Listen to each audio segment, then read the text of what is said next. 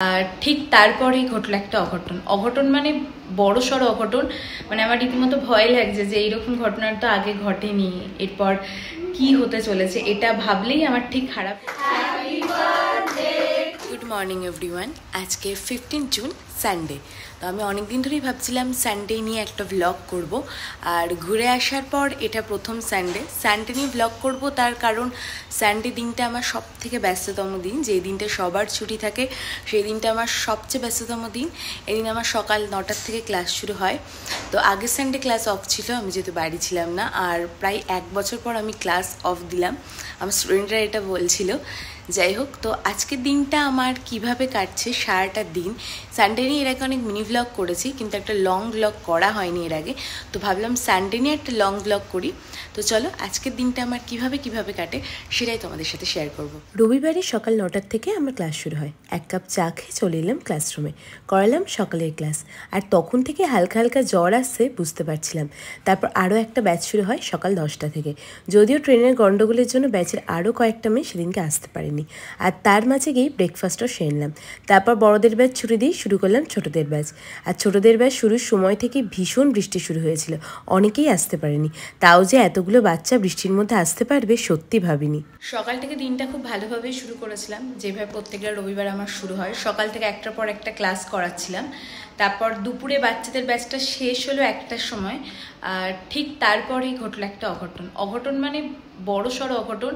মানে আমার রীতিমতো ভয় লাগছে যে এইরকম ঘটনার তো আগে ঘটেনি, এরপর কি হতে চলেছে এটা ভাবলেই আমার ঠিক খারাপ লাগছে। আর জিনিসটা এমন একটা অঘটন করেছে যেটা আমার মেয়েরা আমাকে উপহার দেওয়া।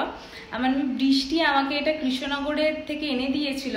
ও যত্ন করে এত সুন্দর জিনিসটা ও এনে দিয়েছিল, আর সেই জিনিসটা আজকে পুরো শেষ হয়ে গেল। আমি দেখাচ্ছি কি হয়েছে। এই যে এই পোড়ামাটি সরস্বতী মূর্তিটা আমার মেয়ে বৃষ্টি আমায় উপহার দিয়েছিল। আর আমার বাড়িতে যিনি কাজ করতেন তিনি আজকে এমনভাবে দরজাটা খুললেন, মানে যেই দরজার পাশে একটা জায়গায় এটা উপরে রাখা থাকতো, কোনোভাবে সেটা পড়ে যাওয়ার কোনো সম্ভাবনা নেই, কিন্তু সেখানে এমনভাবে দরজাটা খুলেছিল। দরজাটার উপর ছিল পর্দা, সেই পর্দায় ধাক্কা লেগে এই মূর্তিটা মাটিতে পড়ে পুরো টুকরো হয়ে যায়। এর অনেক টুকরো ছিল, যদি আমি সেগুলো সরিয়ে রাখলাম, যেহেতু গুঁড়োগুলো তুলে রাখা হলো। আর এটা কোনোভাবে এইভাবে রেখেছি কোনো রকমভাবে। আর দেখা যাক এটা ফেবিকুইক দিয়ে আমি লাগাতে কিনা, নয়তো কি বলবো, এত খারাপ লাগছে। আমি বৃষ্টিকে ফোন করেছিলাম যে বৃষ্টি তুই আমাকে এই জিনিসটা দিয়েছিস, জিনিসটা আজকে এরকম হলো। বৃষ্টি বলছে দিদি আমারই শুনে খারাপ লাগছে, কারণ আমার প্রতিটা মেয়ে জানে মেয়েদের দেওয়া জিনিসগুলো কিভাবে যত্নে রাখি, প্রত্যেকটা জিনিস। ওরা ফুল আমাকে দেয়, এবার ফুলগুলো শুকিয়ে যায় বলে আমি বলি ফুল কেন দিস, ফুল শুকিয়ে যায় ফেলে দিতে হয়। সেখানে মানে এরকম একটা মাটির জিনিস এইভাবে ভেঙে গেল, সব থেকে বড় কথা সরস্বতী মূর্তি এইভাবে ভেঙে গেল, মানে এটা মানতেই কষ্ট হচ্ছে। প্রথমে তো কি করব সেটাই বুঝে উঠতে পারছিলাম না। তারপর রূপসাকে কল করে বললাম ফেবিকুইক নিয়ে আসতে, আর ওরা ফেবিকুইক নিয়ে এসে নিজেরাই সুন্দরভাবে মূর্তিটাকে আবার আগের জায়গায় ফিরিয়ে আনলো। মূর্তিটা দিয়েছিল আমার এক মেয়ে, আবার মূর্তিটাকে নতুন করে ঠিক করে দিল আমার অন্য মেয়েরা। এর কিন্তু একটা অন্য অনুভূতি। তারপর শুরু করলাম দুপুরের বড়দের ব্যাচ। তবে এই ব্যাচের পাগলিরা যে এই প্ল্যানিং করে রেখেছে সেটা সত্যি বুঝতে পারিনি।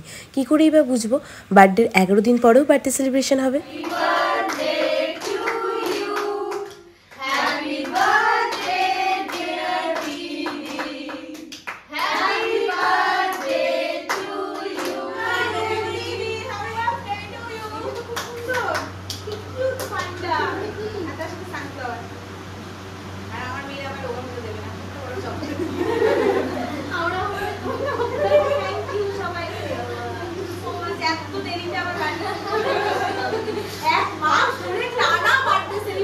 বৃহস্পতিবার ব্যাচের এক মেয়ে অনু আমার জন্য পায়েস বানিয়ে এনেছিল, সেটা তো তোমরা আমার বৃহস্পতিবার ব্যাচের বার্থডে সেলিব্রেশনের মিনি ব্লগেই দেখেছো। আর ঠিক ওর মতনই এই ব্যাচের নমিতাও আমার জন্য পায়েস বানিয়ে এনেছে। সেই মুহূর্তে ব্যাচের নমিতা, ছন্দার, দিবা ছাড়া কেউই ছিল না, তাই পায়েসটা শুধু ওদেরকেই দিতে পেরেছিলাম। ও কিন্তু সত্যি দারুণ পায়েস বানিয়েছিল। তবে এখানেই শেষ না, ওর নাকি শুধু স্টিলের টিফিন বক্সটা ছোট মনে হয়েছে, তাই ও আমার জন্য আরও একটা টিফিন বক্সে পায়েস ভর্তি করে নিয়ে এসেছিল। আজকে 15 তারিখ, আর আজকে তো সকাল থেকে ব্লগ করা শুরু করেছে, কিন্তু আমি জানতাম না যে আজকে আমার স্টুডেন্টরা বার্থডে সেলিব্রেশন করবে। তো আমার 4 তারিখে বার্থডে ছিল, আজকে 15 তারিখ, আজকে আমার বার্থডে সেলিব্রেশন হচ্ছে। যাই হোক, বার্থডে সেলিব্রেশন করে ক্লাস করিয়ে তো এবার একটু টুবার বাড়ি এসেছি। আর আমার আজকে মানে সকালে ক্লাস করাতে করাতেই মনে হচ্ছিলো যে একটু জ্বর জ্বর আসছে, শরীরটা খুব খারাপ, বিশেষ করে এই জায়গাতে একদম টান ধরে আছে, খুব কষ্ট হচ্ছে।